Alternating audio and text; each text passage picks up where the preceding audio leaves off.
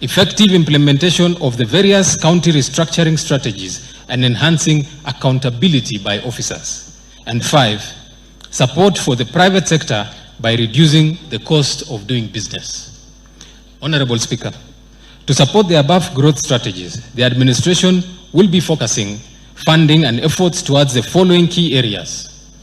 1, to reverse negative trend on source revenue, the Nairobi Revenue Act 2021 will be implemented starting with the institutionalization of the Nairobi City County Revenue Authority. Number 2, over-reliance on source revenue and exchequer releases has tethered the county to underfunding and underperformance. The administration will pursue a radical shift in other sourcing of funding, such as grants, donations, and public-private partnership.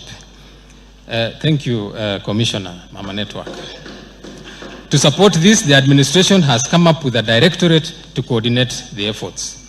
3, the county treasury will be enforcing the fiscal responsibility as stipulated in the Public Finance Management Act, Section 107. This will bring sanity in funds appropriation and expedite control, and expenditure control, I beg your pardon. Number 4, despite meeting the provisions of Section 107(2)(b) of the PFM Act 2012, the county has not been able to honor its obligation towards development. The only solution to this is to ring-fence the allocations towards development, with reduction of non-essential recurrent expenditure and increasing county revenue to accommodate non-discretionary expenditure. And 5, the administration will be reducing the cost of doing business by actively implementing the Unified Business Permit and implementing the Trade Licensing Act.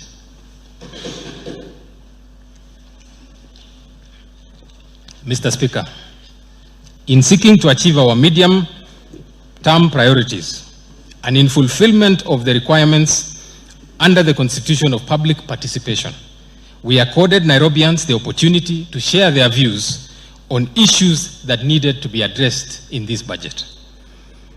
Mr. Speaker, we received many useful proposals and suggestions that have informed the priorities outlined in this budget statement.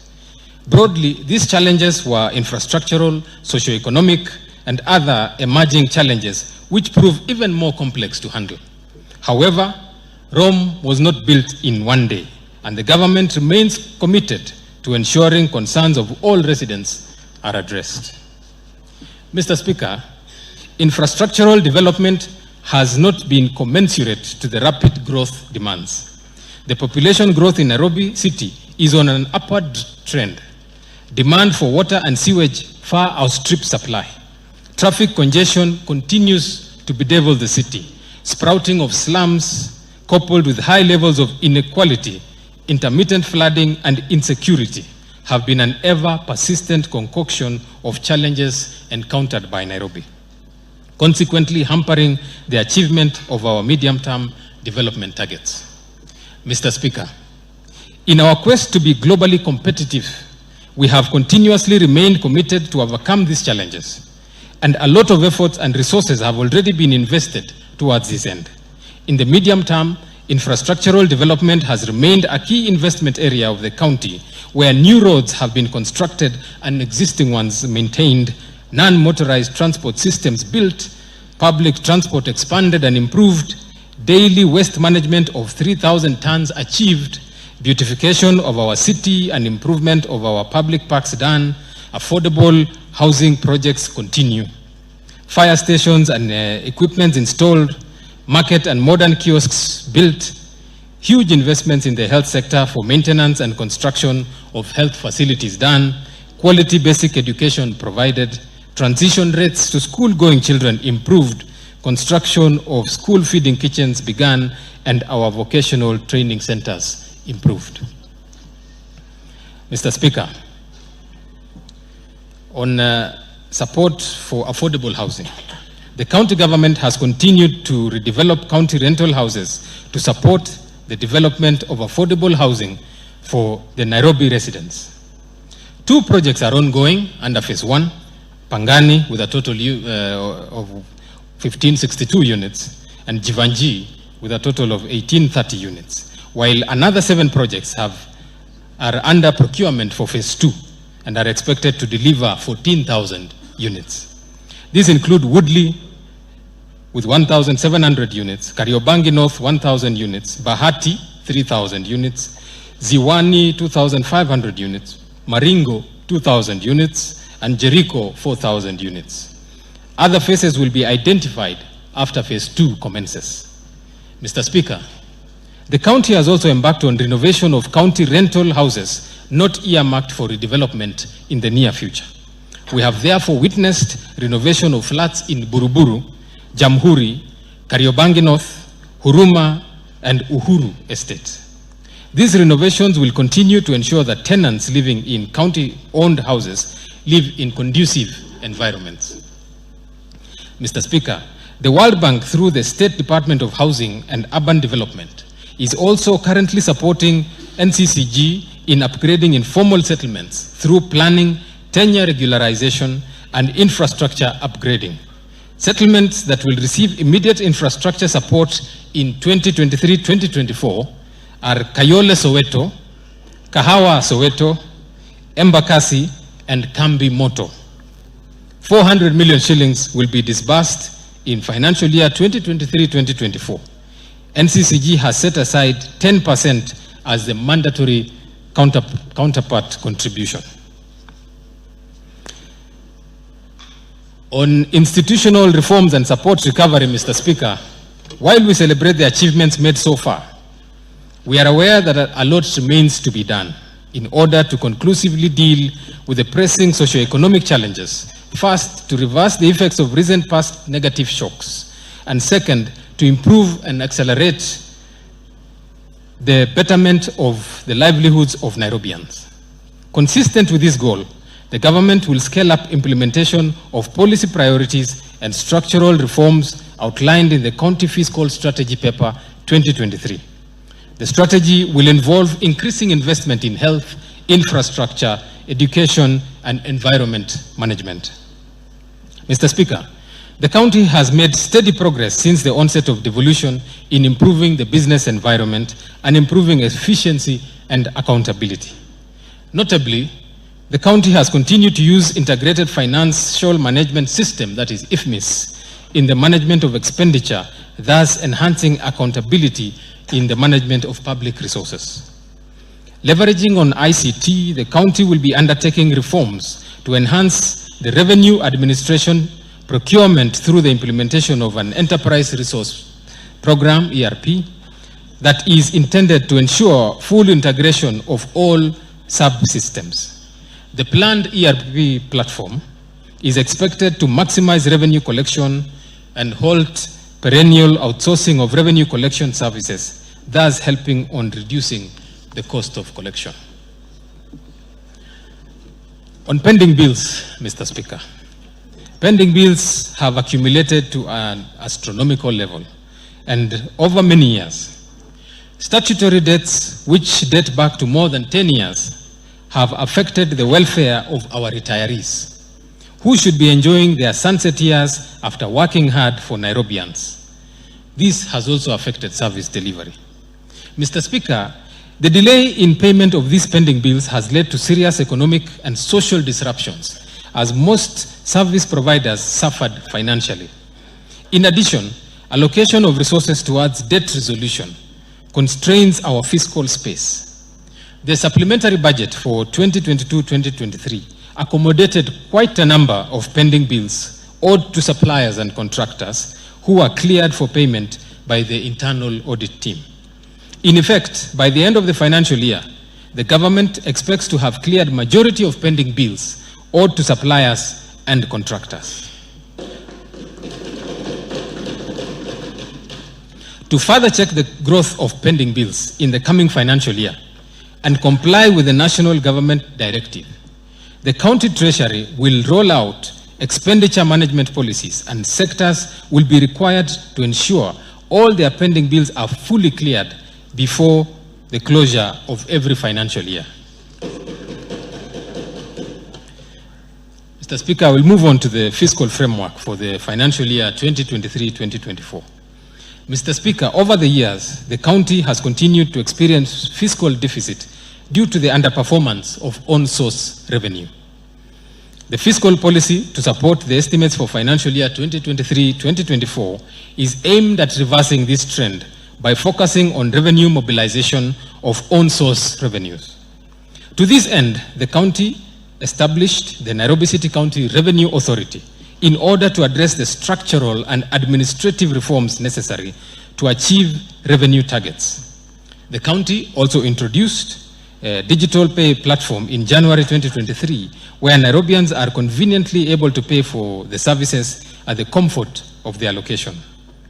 On expenditure, the county will undertake reforms to enhance prudent management of the available resources in order to reduce expenditure of non-core activities and create space for development expenditures.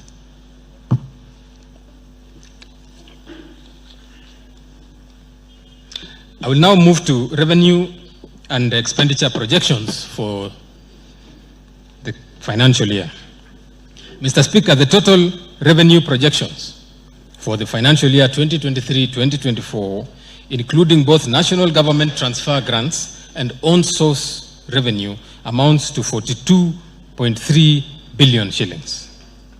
Out of this, the projected national transfers amount to 21.3 billion, grants shillings 1.2 billion, while the total projected on-source revenues amount to 19.9 billion shillings. Mr. Speaker, the total projected expenditure amounts to 42.3 billion shillings, made up of both recurrent and development expenditures at 28.3 billion and 14 billion respectively.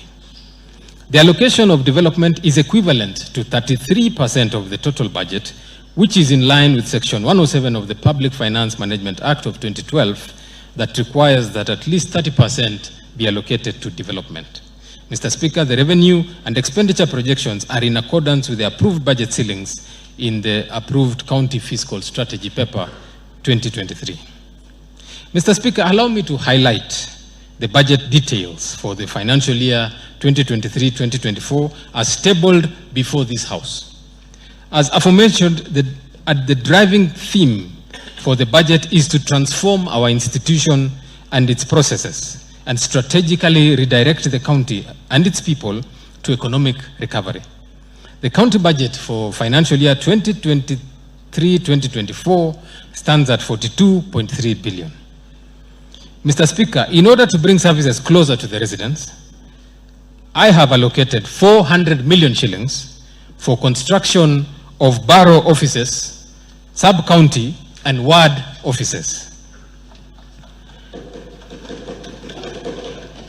The boroughs will be the focal point for planning and will provide a one-stop shop where the residents can access all the services offered by the Nairobi City County. This will ultimately reduce the time taken for Nairobians to get services and ultimately the cost of doing business. In the recent past, we have witnessed destruction of property due to fire. I will also be requesting that this House approves 120 million shillings towards construction of fire stations in Kangemi and Gikomba.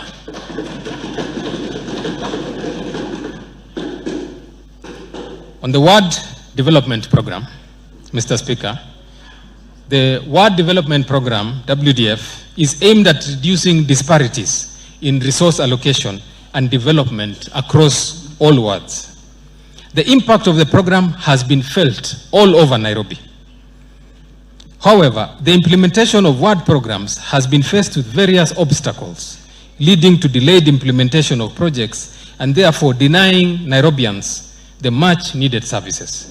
The county treasury has embarked on payment of completed certificates, paving way for a seamless implementation of WDF projects in the coming financial year. Mr. Speaker, the projects to be implemented under this program will be ward-based depending on the priority of the individual wards. The proposal from wards are development-oriented, mostly in infrastructure development. I have proposed an allocation of 1.95 billion as allocation in the budget to WDF.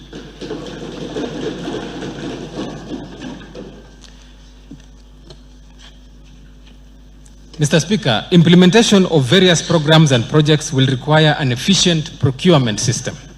To this end, and in line with the government policy on e-procurement, the county will undertake implementation of e-procurement in line with the national government policy.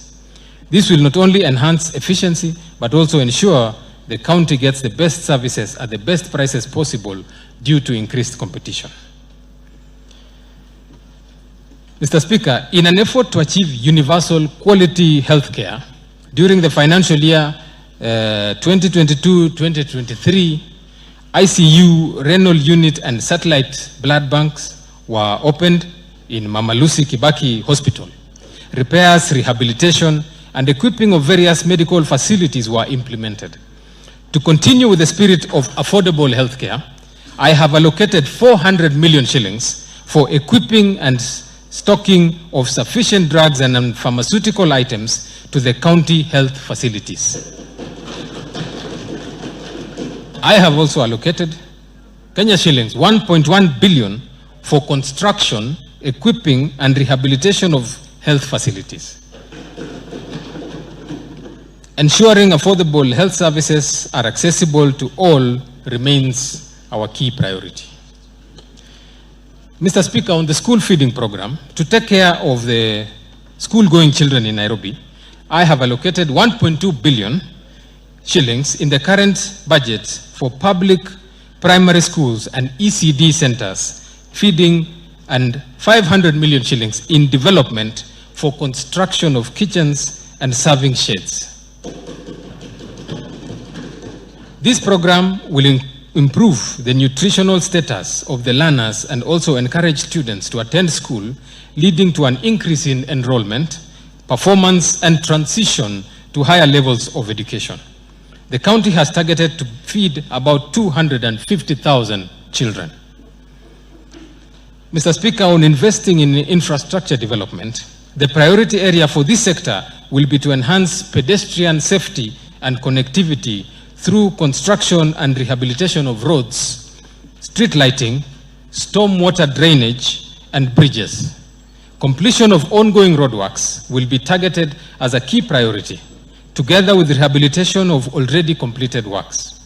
I have allocated 2.6 billion shillings to facilitate the implementation of the development projects in the sector. Mr. Speaker, in order to enhance access to education and to support the national government effort to ensure 100% transition to secondary schools, the county government has been providing support to the needy students through the provision of bursaries. The county is continuing with this endeavor, and in this regard, I have allocated 857 million for provision of bursaries to the needy students.